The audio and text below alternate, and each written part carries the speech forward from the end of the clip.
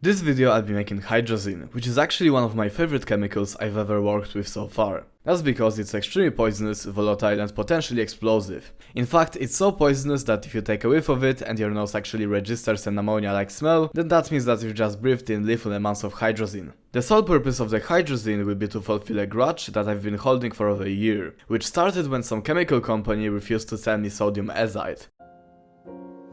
Which is just really cringe. I mean, why wouldn't you want to sell an explosives precursor to an individual? Anyway, first of all I'm gonna need some sodium hydroxide or lye, which is sold as a drain cleaner. Then I've took that lye and I've dissolved it in some water. Then we're gonna want some bleach, and I'm going to measure out around 200 ml of it. This is pool bleach, which in comparison to the stuff your mom uses, is 3 times more concentrated, which, if I were to use this, would be really bad for the reaction.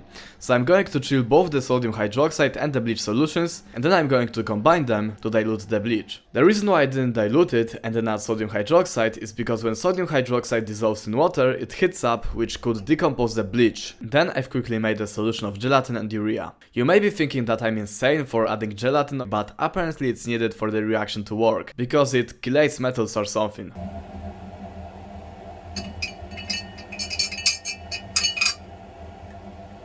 Alright, so now that the urea solution is clear, I've got the basic sodium hypochlorite solution, and I've dumped the urea gelatin mix into it. Immediately there's a change of color, which indicates that a reaction is happening.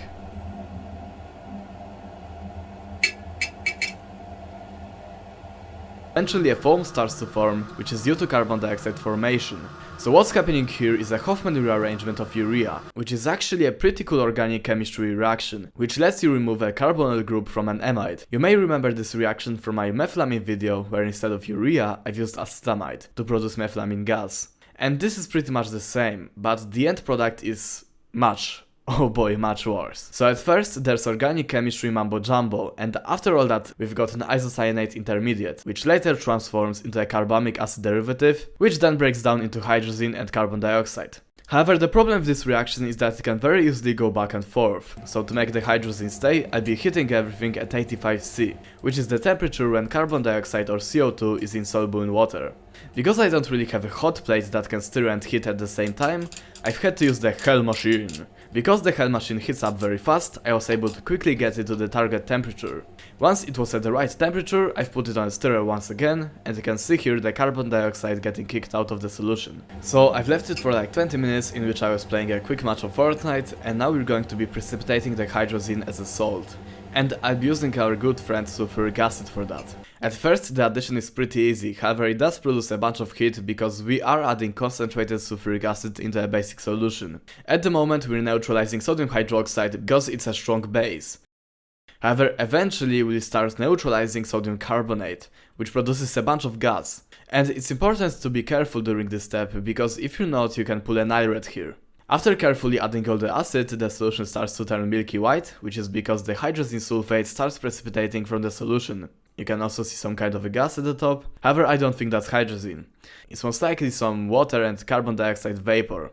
Once I turned off the stirring, a crystalline solid appeared at the bottom, which is our hydrazine sulfate. To get our hydrazine salt, I've performed the vacuum filtration, and oh boy, it's almost light and day when it comes to my usual filtrations. I've left the vacuum on for a while to dry the hydrazine salt a little, then I weighed it out and our wet yield is 7.73 grams. Well, that's an extremely bad yield, however I did just break my hydrazine virginity, so that probably checks out. Anyway, thank you very much for watching. Make sure to check out my Discord, it's in the description.